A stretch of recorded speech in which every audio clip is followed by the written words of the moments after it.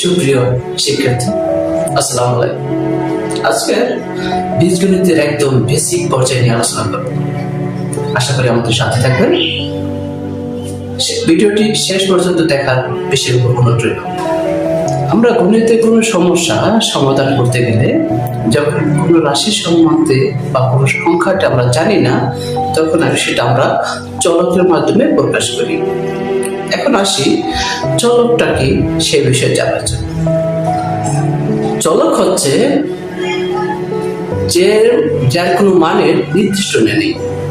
যেমন বীজগণিতের যদি অক্ষরপতিগুলো বলি A B C D E F G Z X Y Z, এবং যে কোনো অজানা সংখ্যা হতে পারে যার কোনো মানের নির্দিষ্ট নাই, তাকে বলা হয় চলক।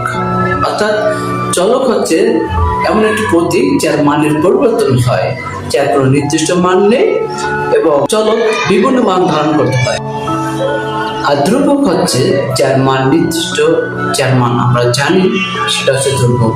যদি 1 2 3 4 5 1 2 3 4 5 6 এগুলো হচ্ছে একটা ধ্রুবকের মান। আর ধ্রুবকের মান সবসময় নির্দিষ্ট হয়। এই অজানা সংখ্যা মানে যেটা বীজগণিতের মাধ্যমে প্রকাশ করি, সেই চলক দিয়ে সাধারণত যে ক্যালকুলেশন করি সেটা জানতে আমাদের পরিক্রিয়া চিহ্নগুলো জানতে হয়। সেই পরিক্রিয়াগুলো চিহ্ন হলো plus, minus, into, by, greater than, and less than. এরপর আসি পদ নিয়ে। পদ হচ্ছে বীজগণিত রাশির যে অংশ যোগের মাধ্যমে সংযুক্ত থাকে, এদের প্রত্যেকটি ওই রাশির পদ বলা হয়। এবং অনেকগুলো পদ মিলে যেটা হয় সেটা হচ্ছে বীজগণিত রাশি।